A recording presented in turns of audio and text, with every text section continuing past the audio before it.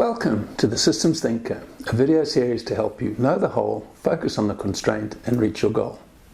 Some people are fond of the expression that what you measure gets managed. That may be true, but to think you can grasp what you need to know about your organization from a set of measures is like judging the quality of the meal by eating the menu. Numbers, by their nature, are an abstraction of what is real and can never describe the fullness of what it is to be a human at work. If numbers were all we needed, why would we have music, art, poetry and dance? If you only read the menu and never partake in the meal, you're substituting the artifact for the substance. That's an upside-down way of leading your life. Don't get me wrong, numbers are essential. We need to know where we are, where we're going, and how we're going to get there.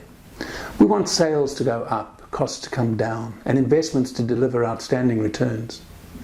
To achieve those ends, we have to become increasingly responsive to our customers' needs, more reliable in keeping our promises, and ever better at assuring that our products and services meet unforgiving demands for quality. If we're able to do these few things, we build trust. Our customers will come back, and they'll tell their friends and colleagues that we're good people with whom to do business.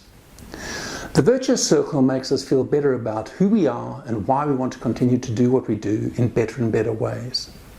We come to earn the great satisfactions of working with colleagues, inspired by productively doing meaningful work, supported by numbers which are not an end in themselves, but rather a means of supporting better sense and decision making.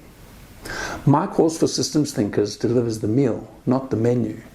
To learn more and experience what I mean, click the link in the comments below.